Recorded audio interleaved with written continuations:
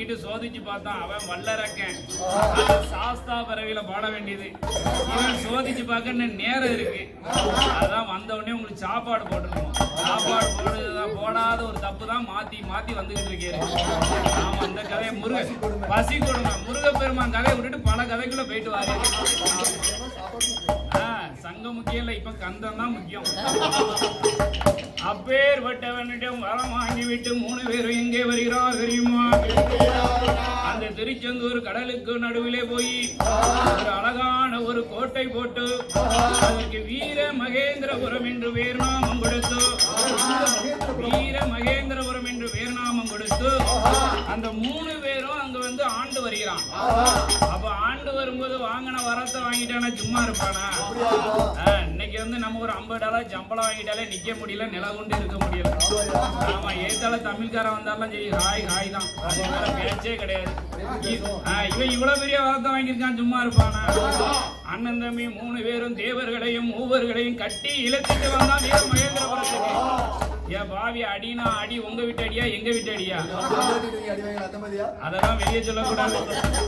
இன்னைக்கு நான் வீட்டுக்கு தானே போனோம், வெளியே சொல்லலாமா? அதெல்லாம் நடக்கும். ஆமா, அவங்க நம்மளை அடிக்க அப்படிதான் நடக்கும்.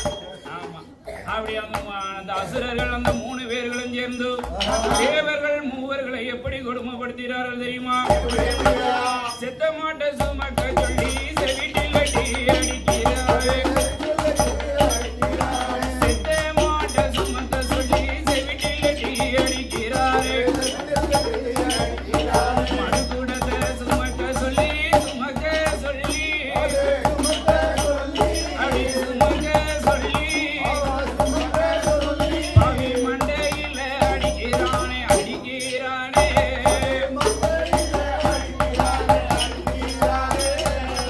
தவம் இருக்கும் முனிவர்கள அந்த தவம் இருக்கும் முனிவர்கள தவையிலையும் கொட்டிடுவான்.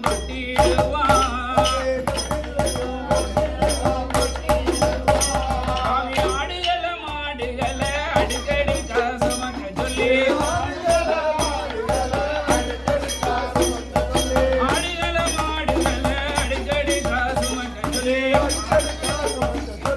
அடித்திடுவார் உதைத்திடுவார் அடித்திடுவார் உதைத்திடுவார் அங்கே அதட்டிலும் போட்டிடுவார்.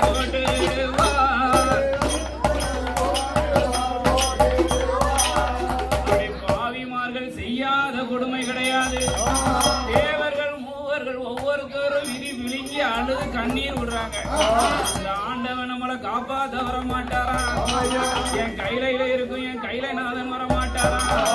அந்த பார்வதியோட கணவன் பரமசிவம் வர மாட்டாரா? வரத்தை கொடுத்தவர் எப்படி வருவாரு? அவர் வந்து அவரையும் ஒரு பக்கம் கட்டி போட்டுருப்பாங்க. ஏன்னா அவர்கிட்டையும் சேர்த்துலாம் வரத்தை வாங்கியிருக்கான். ஆமா, அப்படி அனைவரும் அழுது புலம்பும் போது என் பகவானான என் சங்கரன் கண்ணிலே கண்டார். ஆகா, இந்த பாவி வரத்தை வாங்கிட்டு தேவர்களையும் மூவர்களையும் கொடுமைப்படுத்துகிறானே, அவர்களை எப்படி காப்பாற்றுவது என்று நினைத்துக் கொண்டு என்ன செய்தார் தெரியுமா? வீரபாகுவை அழைத்து, வீரபாகு இங்க வாப்பா, நேர போ வீர மகேந்திரபுரம் போய் அந்த 3 அசுரர்களிடமும் போய் சொல்லு, வரத்தை வாங்கணும்னு ஆளாத, பகவான் லேசுப்பட்ட ஆள் கிடையாது, வரம் மேபி பொய் வரமா கூட இருக்கலாம். ஆமா, அப்படியெல்லாம் நினைச்சு ரொம்ப ஆடாத அப்படின்னு அவனுக்கு ஒரு அறிவுறுத்தல் சொல்ல போன அனுப்பிவிடுறாரு. அவன் யாருக்கு? வீரபாகுக்கு பயப்படவா? ஆமா, அந்த வீரபாகுலாம் கிடையாது. இது நம்ம பகவானோட சேனை படைக்காக ஒண்ணு வச்சிருந்தார் அந்த வீரபாகு தலைவர். ஆமா, அவருக்கெல்லாம் அங்க வேலையே கிடையாது. பகவானுக்கே வேலை இல்லை, வீரபாகுக்கு வேலை இருக்குமா?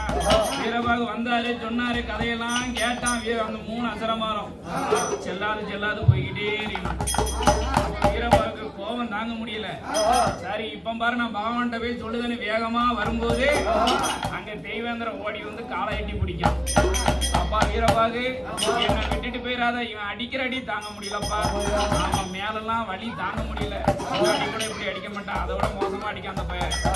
என்னை எப்படியாவது கைலாசம் திரும்ப கூட்டிட்டு போ அப்படின்னு சொல்லி தெய்வேந்திரன் சொல்லும் போது வீரபாகு என்ன சொன்னார் தெரியுமா?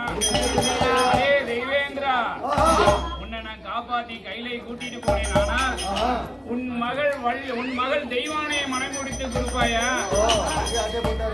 அங்கேயே ஆட்டை போட்டார். உங்களோட பெரிய ஆளு. சரி தார அப்படின்ட்டான்.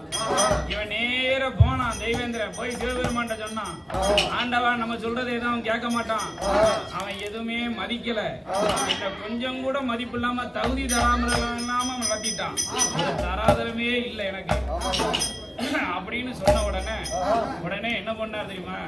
பகவானுக்கு கண்கள் சிவந்தது. அந்த நெத்தியிலிருந்து நெற்றிக்கண் திறந்து 6 தீப்பொறிகள் பறந்து விழுந்தது. 6 ஆண் குழந்தையா பிறந்தது. 6 ஆண் குழந்தை பிறந்த உடனே பகவான் பார்த்தார், கார்த்திகை பெண்ணை வர சொல்லி 6 ஆண் குழந்தையை வளர்க்க சொன்னார். இந்த கார்த்திகை பெண் 6 பேரையும் வளர்த்து வரும்போது 6 பாரர்களையும் அப்பனையும் அம்மாவையும் பார்க்கணும்னு சொல்லி ஓடோடி கைலைக்கு வரும்போது பார்வதா தேவி பார்த்தா 6 பேரையும் எப்படி தூக்குறது?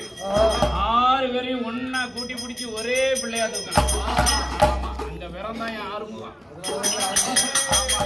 அப்பேற்பட்ட பிள்ளையை பகவான் சொன்னார், அப்பா அந்த வீர மகேந்திரபுரத்தில் அந்த அசுரர்களை அழிக்கிறதுக்கு தான் உன்னை பிறவி செய்தேன் அப்படின்னு சொல்லி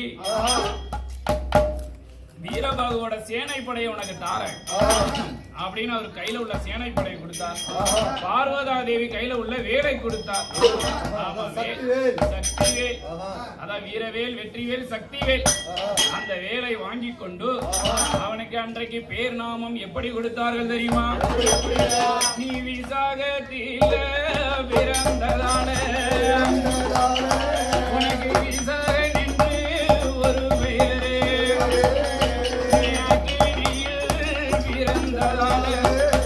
உனக்கு அக்கினி குமாரன் என்று ஒரு கங்கை கரத்தால வாங்கியதால் உனக்கு கங்காதர ஒரு கார்த்திகை பெண்ணால வளர்ந்ததால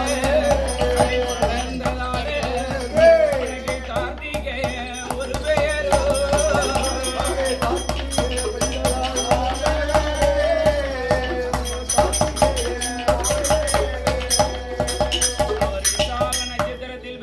விசாகன் என்றும் கார்த்திகை பெண்கள் வளர்த்ததால் கார்த்திகேயன் என்றும் 6 பேரையும் ஒரு குழந்தைய வாரி அணைத்ததால அவனுக்கு 6 முகம் என்று பேர் நாமம் கொடுத்து பகவான் அந்த சக்தியோட வேலோட அந்த வீரபாகுவின் சேனை படைகளை அழைத்துக் கொண்டு வீர மகேந்திரபுரம் வந்து அங்க என்ன அட்டகாசம் பண்ணுறார் தெரியுமா? என்னை நாட்டிலையும் நல்ல நாடு அந்த